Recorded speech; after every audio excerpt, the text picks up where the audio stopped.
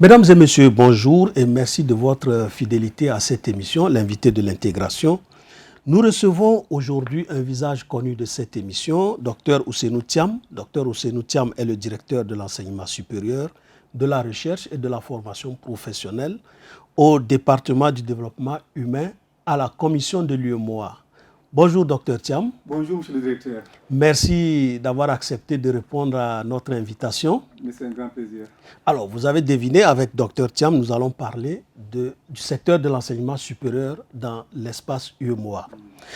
On sait que les pays de l'UEMOA, depuis plusieurs années maintenant, ont adopté plusieurs réformes dans le secteur de l'enseignement supérieur. Et l'une des plus importantes de ces réformes est sans nul doute la directive numéro 01-2005 CM-UEMOA qui porte sur l'égal traitement des étudiants ressortissants de l'Union dans la détermination des conditions et des droits d'accès aux institutions publiques d'enseignement supérieur des États membres. Alors, Dr Thiam, plus de 20 ans après que cette décision a été prise, quel bilan tirez-vous de sa mise en œuvre? Merci beaucoup, directeur, pour cette question importante. Vous l'avez dit, la directive 01-2005 CM-UEMOA portant sur l'égalité de traitement des étudiants constitue une des directives majeures de la Commission de l'UEMOA en termes d'enseignement supérieur. Vous savez, je vais revenir au contexte. En réalité, après l'éducation pour tous, vers les années 90, 2005-2006 constitue une période où on a un flux d'étudiants important dans la région. Absolument. Ce qui fait qu'à l'époque, les autorités ont pensé qu'il va falloir permettre une mobilité de ces étudiants-là pour prendre en charge les préoccupations de l'époque.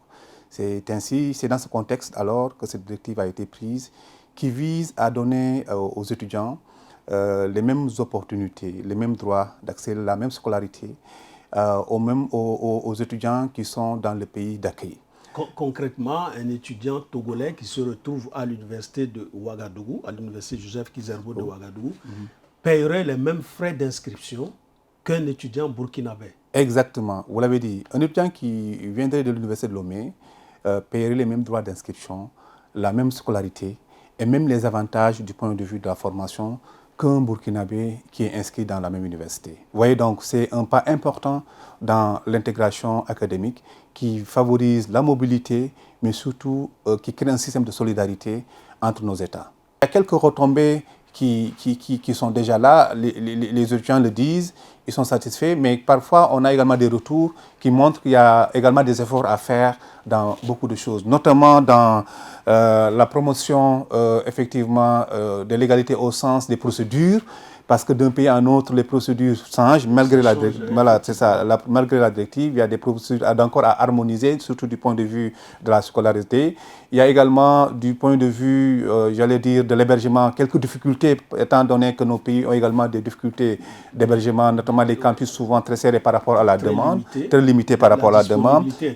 La disponibilité est très limitée, mais aussi, comme j'ai dit aussi, les capacités d'accueil, ce que je veux dire exactement, c'est exactement les capacités d'accueil souvent qu'il faudrait renforcer, les infrastructures, etc., qu'il faudrait améliorer pour faire en sorte que cette directive puisse répondre également aux enjeux de l'heure. Mais il faut reconnaître également que depuis lors, la Commission de l'UEMOA n'est pas restée les bras croisés. La Commission de l'UEMOA continue à faire des efforts, notamment en renforçant l'harmonisation au niveau universitaire. Et ce qui fait que nous avons bon espoir que cette directive qui date depuis 2005 est aujourd'hui encore d'actualité. Et ça permet à nos universités de donner le meilleur d'elles-mêmes à nos communautés et faire en sorte également que l'intégration académique puisse être une réalité. Vous parlez d'harmonisation, vous ne semblez pas si bien dire. Une harmonisation qui porte bien son nom, c'est le système LMD, licence, master, doctorat, qui a été adopté en 2007 aussi par le Conseil des ministres statutaires de l'UEMOA. Avec le recul aujourd'hui, quelle appréciation faites-vous de l'amélioration de la qualité apportée par ce nouveau système dans l'enseignement supérieur au sein de l'Union?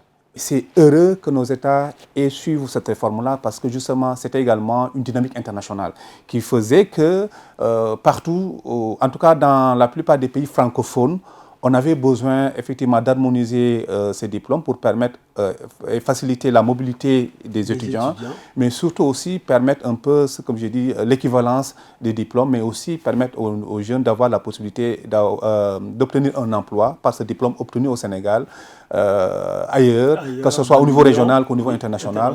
Et donc, vous voyez un peu que cette réforme est importante. Mais cette réforme aussi a poussé un peu nos États, par l'appui de l'UOMA, à penser à l'harmonisation des curricula. Parce que justement, si nous voulons avoir un diplôme qui a la même valeur dans tous les États, il faudrait que le contenu de ce diplôme-là soit le même partout ailleurs. Donc il y a des efforts dans ce sens-là, mais aussi ça permet également à nos universités de mieux suivre l'approche qui permet de développer les compétences. Tu vois, le 6e LMD a permis de comprendre que nos universités devraient changer également de paradigme méthodologique. Et depuis lors aussi, il faut le dire, beaucoup d'universités sont entièrement dans l'approche par les compétences pour permettre un peu à nos jeunes sortant de nos universités de pouvoir répondre au mieux aux préoccupations de nos sociétés, surtout aux préoccupations de nos entreprises. À part la Guinée-Bissau, tous les États sont vraiment dans le système LMD, en tout cas l'enseignement public, et dans le système LMD. Et aujourd'hui, ces diplômes facilitent un peu, comme on a dit tout à l'heure, la mobilité des enseignants, mais aussi des étudiants, mais aussi des enseignants. Alors, docteur Thiam, on dit souvent que le baccalauréat, c'est le premier diplôme universitaire. L'UOMOA, les États membres, sous la conduite de la commission de l'UOMOA, ont également œuvré dans le système d'organisation du baccalauréat en général. Alors, c'est ainsi que désormais on parle il y a une directive qui a été adoptée en 2007, et la directive numéro 02/2007, qui préconise l'instauration d'une période unique de tenue du baccalauréat dans les États membres. On se pose souvent la question, quel est le bien fondé de cette décision? Cette réforme voudrait que tous les pays entament le baccalauréat en même temps. Ouais, donc il y a une harmonisation du calendrier du baccalauréat. Définir rapidement le baccalauréat comme étant le diplôme de fin d'études secondaires, mais également comme un diplôme qui permet ou qui ouvre les portes en tout cas à l'université. Voilà, ce qui fait que également au niveau régional, après le système LMD, il fallait penser à ce diplôme-là. Et je pense qu'à ce niveau-là, l'UOMA a fait vraiment une très bonne chose en amenant les pays à harmoniser un peu le calendrier universitaire. Ceci, il faut le dire, permet à la région de faciliter également la mobilité académique, comme j'ai dit tout à l'heure. Parce que justement, si bien sûr les diplômes sont crédibles, la mobilité devient encore plus facile, à la fois au niveau régional, au niveau international. Ce qui fait que l'étudiant a un seul diplôme de baccalauréat.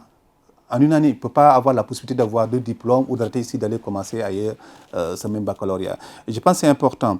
Du point de vue de l'harmonisation de ce calendrier, oui, il faut ajouter effectivement que cela permet également une meilleure comparabilité vraiment des offres de cette formation-là, qui fait aujourd'hui que quand un jeune a un baccalauréat dans un pays donné, il peut légitimement dire que mon baccalauréat est crédible parce que justement, il y a des dimensions régionales qu'il intègre. Aujourd'hui, après le calendrier qui est réglé par la transposition de la directive, les États sont en train de travailler ensemble pour voir comment harmoniser. Très bien, comment faire pour avoir un baccalauréat harmonisé. Le baccalauréat harmonisé va au-delà seulement du calendrier. Le baccalauréat harmonisé voudrait également que, du point de vue des épreuves, de l'évaluation, qu'on ait des socles communs qui permet à notre baccalauréat d'être encore plus crédible et de se sortir du local pour aller un peu vers le régional et peut-être plus tard vers l'international. Alors, on sait depuis le début de cet entretien, vous en avez beaucoup parlé, l'UOMOA appuie beaucoup l'enseignement supérieur dans les États. On peut parler du renforcement des capacités pédagogiques, de l'appui à la recherche, de l'amélioration de la gouvernance. Plusieurs décisions ont été prises. Qu'est-ce qu'on peut retenir? D'abord, on va commencer par le programme d'appui à l'enseignement supérieur que tout le monde connaît maintenant, mais qui a permis également de changer un peu le visage des universités publiques de l'espace. Cet appui a mis l'accent un peu sur le renforcement des capacités des enseignants. Autre chose également, cette réforme a permis également l'équipement des universités à l'époque, et aussi a permis également que des formations de cadres du point de vue planification puissent être faites au niveau de nos universités. Notre SPACER a permis à nos États un peu d'identifier des centres d'excellence, de les appuyer, mais surtout aussi de renforcer les capacités des acteurs qui y sont. Et 20 centres ont été soutenus, 18 étaient à mettre à niveau. Et depuis lors, quand même, on a vu que l'impact des profils sortant de ces universités sur un peu nos économies, puisque c'est à la fois un appui qui permet d'harmoniser un peu les pratiques, mais surtout d'orienter les centres d'excellence vers les besoins de nos sociétés. Un autre programme est celui qui appuie le développement de la technologie et de l'information, de l'information et de la communication, PAC-10. PAC-10 aussi, qui a permis cette fois-ci à nos universités de rentrer dans, si vous voulez, la dynamique de l'Internet. Le quatrième programme que je veux citer ici, c'est maintenant le soutien à l'excellence. C'est un programme bourse qui a débuté depuis 2021 également, que l'UOMOA a conduit et qui a permis à un moment donné de soutenir les études en master et en doctorat dans des domaines précis pour un peu créer un vivier de compétences pour le secteur productif de la région. Le programme Bourse d'excellence UOMOA pour la formation et la recherche, BUOMA, a permis aujourd'hui, avec bien sûr les acquis du programme soutien, à accompagner aujourd'hui presque plus de 1005 jeunes de la région dans des domaines porteurs, surtout aussi dans des domaines qui relèvent de l'ingénierie et permettant à nos États effectivement de répondre à des besoins techniques et d'innovation dans nos États. Et le dernier programme constitue un programme également important, c'est le programme régional de formation professionnelle, et PROFOR, qui a été clôturé en juillet dernier et dont la réflexion est entamée 2025, dont la réflexion est entamée pour une seconde phase. Et ce programme également a permis la mutualisation dans la formation professionnelle, le renforcement des capacités, l'identification des métiers porteurs et l'écriture de 22 curricula, j'allais dire, dans des domaines très précis et qui forment des compétences utiles à notre économie.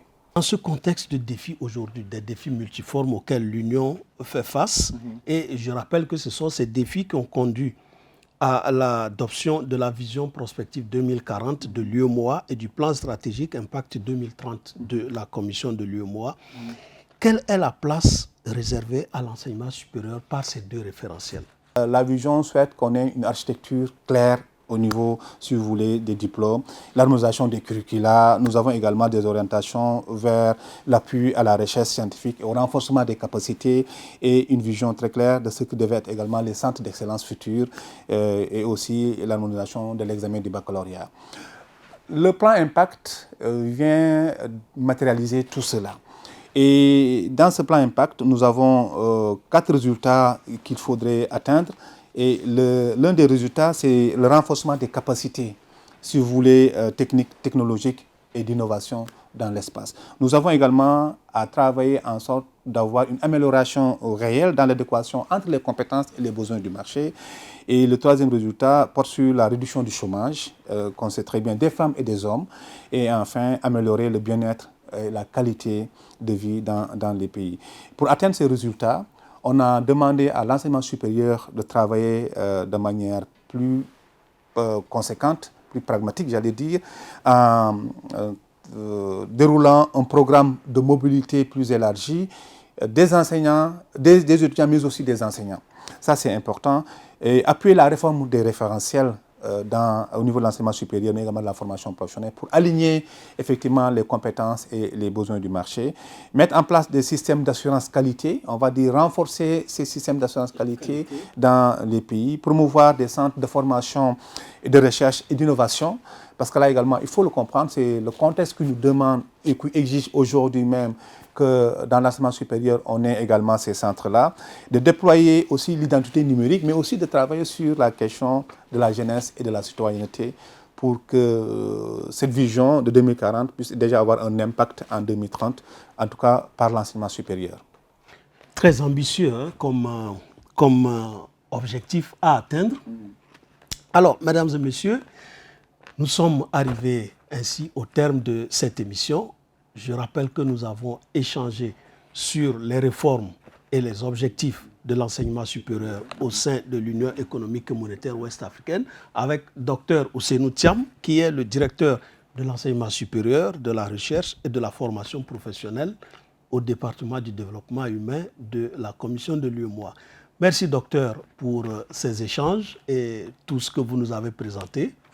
Mesdames et messieurs, cette émission est à présent terminée. Nous vous donnons rendez-vous pour un autre numéro de l'invité de l'intégration.